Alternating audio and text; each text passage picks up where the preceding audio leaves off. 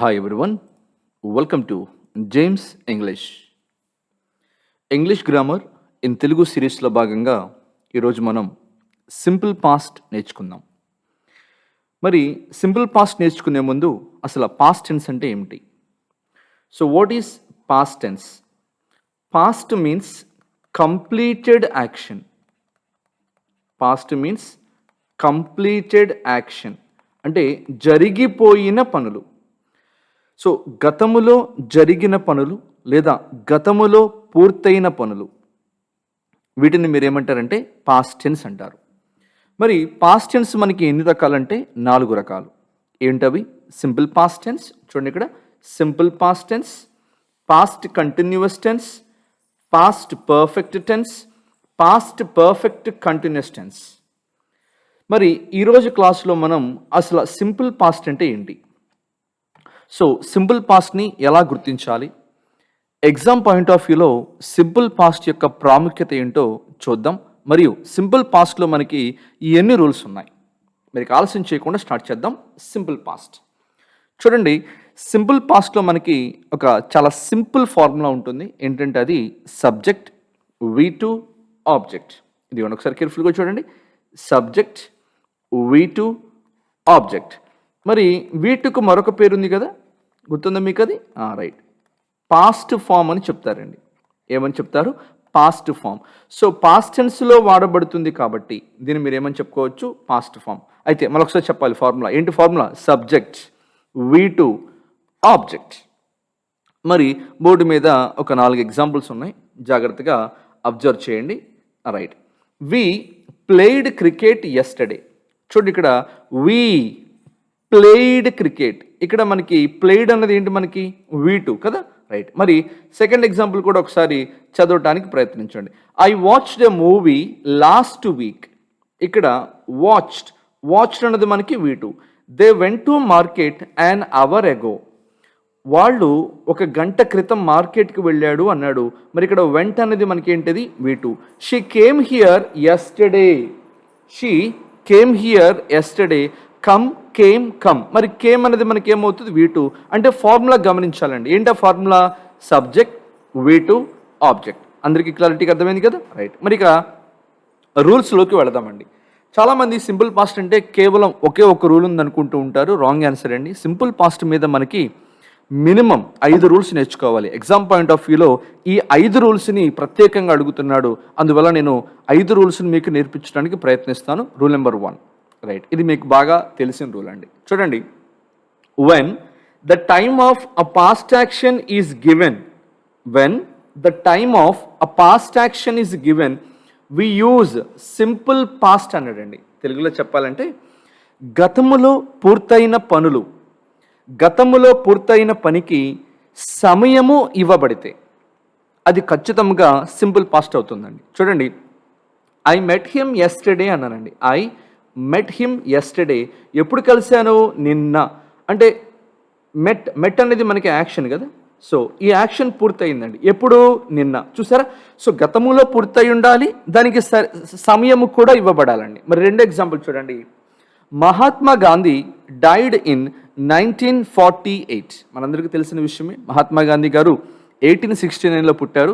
మరి ఎప్పుడు చనిపోయారంటే అతను, సో మహాత్మా గాంధీ గారు 1948లో చనిపోయారన్న విషయం మనకు తెలుసు. చూడండి, ఇక్కడ మహాత్మా డైడ్ ఇన్ 1948 ఒక యాక్షన్ ఉంది. ఆ యాక్షన్ దేనితో ముడిపడి ఉందంటే పాస్ట్ టెన్స్తో ముడిపడి ఉంది, లేదా పాస్ట్ టైమ్తో ముడిపడి ఉంది. రైట్, 3 ఎగ్జాంపుల్ చూద్దామండి. We received your letter last week. చూడండి, we received your letter last week. మరి ఇక last example, she completed her SSC in 2010. చూసారా? మరి తన ఎస్ఎస్సి ఎప్పుడు కంప్లీట్ చేసిందంటే 2010లో కంప్లీట్ చేసింది. సో అంటే మనకేంటి? When the time of a past action is given we use the simple past. అర్థమైందా? రైట్, రూల్ నెంబర్ 2 చూద్దామండి. Right, simple past rule number 2. When the time of past action is asked about. Very important అండి. చూడండి, when the time of past action is asked about అంటే ఏం లేదండి, ఎప్పుడు పని జరిగింది, ఎప్పుడు ఏ సమయంలో జరిగింది, ఎక్కడ జరిగింది అని మీరు ఒకవేళ ప్రశ్న వేయాలి అంటే సింపుల్ పాస్ట్లో అడగొచ్చండి. ఎలా చూడండి, when did you go there, when did you go there. చూడండి, మీరు ఒక విషయాన్ని చాలా సింపుల్గా గుర్తుపెట్టుకోండి. డిడ్ ప్లస్ V1 మాత్రమే వాడాలి. మామూలుగా మనకి పాస్ట్ టెన్స్లో ఫార్ములా ఎలా ఉంటుందంటే సబ్జెక్టు ప్లస్ V2 అని ఉంటుంది కదా. సో కానీ గుర్తుపెట్టుకోవాల్సిన విషయం ఏంటంటే మీకు ఎక్కడైనా డిడ్ వస్తే దాని పక్కన V1 మాత్రమే వస్తుందండి. When did you go there మనకి కరెక్ట్ అవుతుంది. When did you went there అన్నది రాంగ్ అవుతుంది. మరి సింపుల్గా గుర్తుపెట్టుకుంటారా? డిడ్ తర్వాత ఏం రావాలి?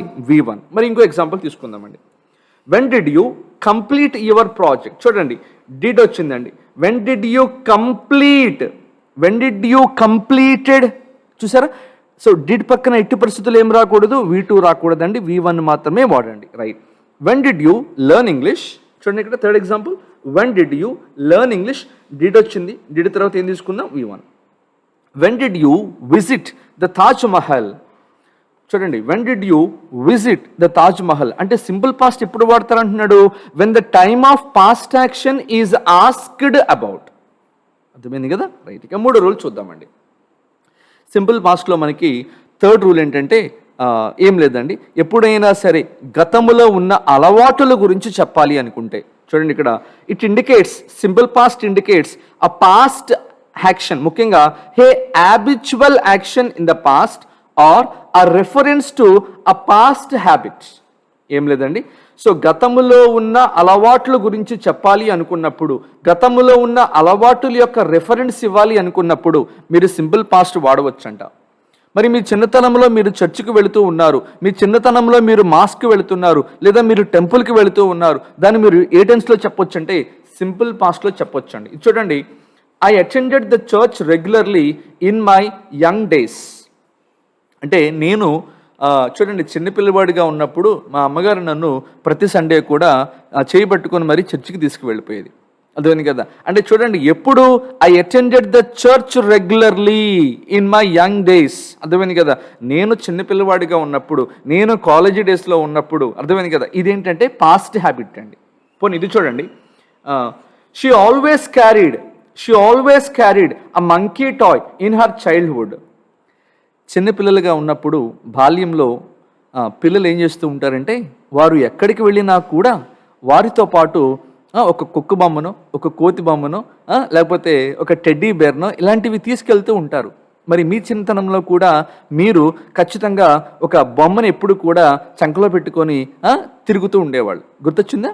మరి చూడండి ఇక్కడ, she always carried a monkey toy. ఎప్పుడండి? తను చైల్డ్హుడ్లో ఉన్నప్పుడు. తను చైల్డ్హుడ్లో ఉన్నప్పుడు అంటే అది ఎక్కడ? పాస్టే కదా. సో ఇది ఏంటి మనకి? పాస్ట్ రెఫరెన్స్ అండి, లేకపోతే పాస్ట్ హ్యాబిట్. మరి మూడు ఎగ్జాంపుల్ చూడండి అండి, ఇంట్రెస్టింగ్ అండి. ఇది ఎగ్జాంపుల్ అడుగుతున్నాడు. యూజ్ టు అనేది మనకి ఏమి తెలియచేస్తుంది అన్నాడు ఒక సంవత్సరం. యూజ్ టు అనేది మనకి ఏం తెలియచేస్తుందంటే పాస్ట్ హాబీని తెలియచేస్తుంది. ఏం తెలియజేస్తుంది? గతములో ఉన్న అలవాటు. చూడండి, he used to play cricket every Sunday. చూడండి, అతను ప్రతి సండే కూడా క్రికెట్ ఆడుతూ ఉండేవాడు. లేకపోతే she used to right novels. ఆమె గతములో నవల్స్ రాస్తూ ఉండేది. లేకపోతే I used to practice yoga. నేను స్టూడెంట్గా ఉన్నప్పుడు మా కాలేజీలో యోగా అనేది కంపల్సరీ కాబట్టి నేను కూడా యోగా ప్రాక్టీస్ చేసేవాడిని. మరి అది నా పాస్ట్ హాబీ. మరి ఇప్పుడు నేను ఆ హాబీ చెయ్యట్లేదు. అర్థమవుతుంది కదండి? సో దీన్ని మీరు ఏమంటారంటే పాస్ట్ హ్యాబిట్స్. మరి పాస్ట్ హ్యాబిట్ వచ్చినప్పుడు మీరు ఏం వాడచ్చు అంటే యూజ్డ్ టు వాడవచ్చండి. అయితే మీరు గుర్తుపెట్టుకోవాల్సిన ఇంపార్టెంట్ బిట్, యూజ్డ్ టు తర్వాత కేవలం V1 మాత్రమే వాడాలి. మరి ఇందాక కూడా ఒక పాయింట్ చెప్పానండి, డిడ్ తర్వాత ఎప్పుడైనా మీకు డిడ్ వస్తే దాని పక్కన V1 మాత్రమే వాడాలి. సో అదేవిధంగా యూజ్డ్ టు తర్వాత ఏం వాడదాం? V1. చూడండి, he used to play, he used to played. Play correct అండి. She used to write, she used to wrote. చూసారా? V2 వాడకూడదు, V1 మాత్రమే వాడాలి. మరి ఇక రూల్ నెంబర్ 4 చూద్దామండి. 10th క్లాస్లో ఈ బిట్ మీకు ఇవ్వటం జరిగిందండి. మరి సో 2018 డిఎస్సి మీరు చూసినట్లయితే సో ఇక్కడ నుంచి మీకు ఒక ప్రశ్న అడగటం ఆల్రెడీ మనం చాలాసార్లు చూసాం. మరి ఇప్పుడు చూడండి, వాడు ఏమంటున్నాడంటే వి యూజ్ సింపుల్ పాస్ట్, కేర్ఫుల్గా చూడాలండి. We use simple past with wish and if only to indicate unreal past. ఇక్కడ 2 పదాలు చెప్తానండి, గుర్తుపెట్టుకోండి. ఒక పదం వచ్చి ఏంటంటే విష్, రెండో పదం ఏంటంటే ఇఫ్ ఓన్లీ. ఈ రెండు గనుక వాడబడితే వీటి తర్వాత ఎట్టి పరిస్థితుల్లో కూడా సింపుల్ పాస్ట్ అంటే V2 మాత్రమే ఉంటుందండి. మరి ఇవి ఏం తెలియచేస్తాయో తెలుసా? ఇవేం తెలియచేస్తాయంటే అన్రియల్ పాస్ట్. అన్రియల్ అంటే ఏంటండి? ఇమాజినేషన్ అండి. చూడండి, I wish I had a sports car. నా దగ్గర ఒక స్పోర్ట్స్ కార్ ఉంటే బాగుండు. చూడండి, ఐ విష్ చూడండి, ఇక్కడ ఐ విష్, ఇక్కడ దీన్ని చూసిన వెంటనే మీరు ఏం చేయాలంటే ఖచ్చితంగా V2 మాత్రమే వాడాలి. సార్ హ్యాడ్ అనేది పాస్ట్ పర్ఫెక్ట్ ఏమో, పాస్ట్ పర్ఫెక్ట్ కాదండి. సో మీకు కాంజుగేషన్స్ తెలియాలండి. హ్యాజ్, హ్యాడ్, హ్యాడ్, ఇది మనకి V1, ఇది V2, ఇది V3. సో ఇప్పుడు మనకి హ్యాడ్ అనేది V2వే కదా. సో అందువల్ల I wish I had a sports car అనేది ఏమవుతుందంటే సింపుల్ పాస్ట్ అవుతుంది. గుర్తుపెట్టుకోండి. కొంతమంది విద్యార్థులు హ్యాస్ కానీ హ్యావ్ కానీ హ్యాడ్ కానీ చూసి పర్ఫెక్ట్ టెన్స్లో ఏమనుకుంటారండి, పర్ఫెక్ట్ టెన్స్ అవ్వాలి అంటే పక్కన V3 రావాలి. మరి ఇక్కడ హ్యాడ్ పక్కన V3 ఉందా? లేదు కదా. సో అందువల్ల I wish I had a sports car అనేది ఏ టెన్స్ అవుతుందంటే సింపుల్ పాస్ట్ అవుతుంది. మరి ఇక రెండో ఎగ్జాంపుల్ చూడండి. She wishes she had a car. కొంతమంది విద్యార్థులు ఇక్కడ విషెస్ అనేది ప్రజెంట్ టెన్స్లో ఉంది కదా అనుకొని, ఓకే, ప్రజెంట్ టెన్స్లో ఉంది కదా అనుకొని ఇక్కడ ఈ హ్యాడ్ ప్లేస్లో హ్యావ్ కరెక్ట్ ఏమో అనుకుంటారు. అలాంటి వాళ్ళు కేర్ఫుల్గా వినాలండి. ఎందుకో తెలుసా? ఎప్పుడైతే వాడు క్లియర్గా చెప్పాడండి, ఎప్పుడైతే మనకు ఒక వాక్యంలో విష్ కానీ ఇఫ్ ఓన్లీ కానీ వాడబడుతూ అవి అన్రియల్ పాస్ట్ని తెలియచేస్తాయో అప్పుడు అది ఏ టెన్స్ వాడాలి? ఖచ్చితంగా మనం ఏం వాడాలంటే సింపుల్ పాస్ట్ టెన్స్ మాత్రమే వాడాలండి. సో ఇది చూడండి, ఇఫ్ ఓన్లీ, థర్డ్ ఎగ్జాంపుల్ అండి. If only I knew her, if only I knew her. చూసారు ఇక్కడ I know Hara, I knew హరా. చూడండి, ఇక్కడ న్యూ అనేది మనకి ఏంటంటే V2 అవుతుంది. నో, న్యూ, నోన్ కదా. సో ఏం చెప్పాడు వాడు? ఇఫ్ ఓన్లీ వచ్చిందంటే ఖచ్చితంగా మనకి ఏముండాలంటున్నాడు? సింపుల్ పాస్ట్ ఉండాలి. సింపుల్ పాస్ట్ ఉండాలంటే ఏముండాలి? V2 ఉండాలి. ఇఫ్ ఓన్లీ, ఫోర్త్ ఎగ్జాంపుల్ గమనించండి. If only they allowed me to deliver a speech. చూడండి, ఇఫ్ ఓన్లీ దే అలో కాదండి, ఏమన్నాడు? అలౌడ్ మీ అంటే అర్థం ఏంటి? ఎప్పుడైతే మనకి విష్ కానీ ఇఫ్ ఓన్లీ కానీ వాడబడతాయో అవి అన్రియల్ పాస్ట్ని తెలియచేస్తాయి. అన్రియల్ పాస్ట్ తెలియచేయాలంటే సింపుల్ పాస్ట్ వాడాలి. సింపుల్ పాస్ట్ వాడాలంటే ఖచ్చితంగా V2 ఉండాలి. అర్థమైందా? రైట్. ఇక ఫిఫ్త్ రూల్ అండి, లాస్ట్ రూల్ బట్ ఇంపార్టెంట్ అండి. ఇది మనకి చాలా ఇంపార్టెంట్, అందుకని కొన్ని స్టార్స్ కూడా వేశాను దీనికి. చూడండి, ఇన్ ద ఫాలోయింగ్ స్ట్రక్చర్, ఒక స్ట్రక్చర్ చెప్తున్నానండి. ఆ స్ట్రక్చర్ మీరు గుర్తుపెట్టుకోవాలి. ఏంటో స్ట్రక్చర్ అంటే it's time, it's high time, it's quite time, it's about time etcetera. ఇలాంటి స్ట్రక్చర్స్ గుర్తుపెట్టుకోవాలండి. ఇట్స్ టైమ్ అంటే ఇట్ ఈజ్ టైమ్ అండి. అర్థమైందా? రైట్. ఇలాంటి స్ట్రక్చర్స్ వచ్చినప్పుడు ఎట్టి పరిస్థితుల్లో కూడా మీరు సింపుల్ పాస్ట్ మాత్రమే వాడాలి. మరి సింపుల్ పాస్ట్ వాడాలంటే V1 ఉండాలా, V2 ఉండాలా అంటే V2 మాత్రమే ఉండాలండి. కానీ స్టూడెంట్ V1 పెట్టొస్తున్నాడు, గమనించండి. ఎగ్జాంపుల్స్ ఉన్నాయి చూడండి.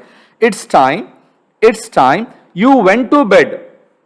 ఒకవేళ ఇక్కడ మీకు ఆప్షన్లో ఇక్కడ గో అని ఇచ్చాను అనుకోండి, ఒకసారి నిదానంగా ఆలోచించి చూడండి, మీకు ఏది పెట్టాలనిపిస్తుందో చూడండి. It's time you go to bed, you went to bed.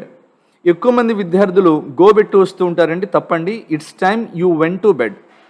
మీకు సందర్భం చెప్తానండి, అర్థమవుతుంది.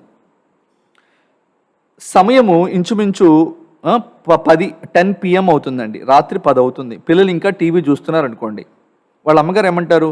టైం ఎంత అయిందిరా? టైం 10 అయింది. ఈ పాటికే మీరు నిద్రపోతూ ఉండాలి. అంటే ఏంటి? It's time you went to bed. ఈ పాటికి మీరు మంచం మీద పడుకొని ఉండాలి. అంటే ఏంటి? ఇట్స్ టైమ్ వచ్చిందంటే పక్కన మీకు ఏముండాలి? Simple past. పోనీ ఇది చూడండి. It's high time we learnt English. ఇప్పటికే బాగా లేట్ అయిపోయింది. ఈ పాటికే మనం ఇంగ్లీష్ నేర్చుకొని ఉండాల్సింది. ఈ పాటికే మనం ఇంగ్లీష్ మాట్లాడుతూ ఉండాల్సింది. ఈ పాటికే మనం స్ట్రక్చర్స్ నేర్చుకొని ఉండాల్సింది. ఈ పాటికే మనం ఇంగ్లీష్ గ్రామర్ నేర్చుకొని ఉండాల్సింది. అంటే ఏంటి ఇక్కడ? It's time, it's high time, it's quite time, it's about time. ఇవి వస్తే మీరు గుర్తుపెట్టుకోవాల్సిన విషయం ఏంటంటే సింపుల్ పాస్ట్ వాడాలండి. సింపుల్ పాస్ట్ వాడాలంటే పక్కనేముండాలి? V2. Last example. It's quite time you prepared well. ఇప్పటికే లేట్ అయిపోయింది, నోటిఫికేషన్ కూడా ఆల్రెడీ ఇచ్చేసి ఉన్నాడు, ఈ సమయానికే నువ్వు ప్రిపేర్ అయిపోయి ఉండాల్సింది, ఇప్పటికే బాగా ఆలస్యం చేసావు. అర్థమైంది కదా. సో ఇలా మనం సింపుల్ పాస్ట్ని ఈజీగా గుర్తుపెట్టుకోవచ్చు అండి. సింపుల్ పాస్ట్ స్ట్రక్చర్ చెప్పాలి, నాకు చాలా సింపుల్ స్ట్రక్చర్ చెప్పానండి. సింపుల్ పాస్ట్లో ఏంటది? సబ్జెక్ట్, V2 మరియు ఆబ్జెక్ట్. ఈ V2కు మరొక పేరే చెప్పాలి, పాస్ట్ ఫామ్ అండి. ఏమని చెప్తాం? Past form. ఎందుకని? పాస్ట్ టెన్స్లో వాడుతూ ఉంటాం కానీ. సో నేను మీకు క్లియర్గా 5 రూల్స్ చెప్పానండి సింపుల్ పాస్ట్కి సంబంధించి. మరి 5 కూడా ఎగ్జామ్ పాయింట్ ఆఫ్ వ్యూలో వెరీ ఇంపార్టెంట్. మరి ఏదైనా అర్థం కాకపోతే 1కి 2 సార్లు వినండి.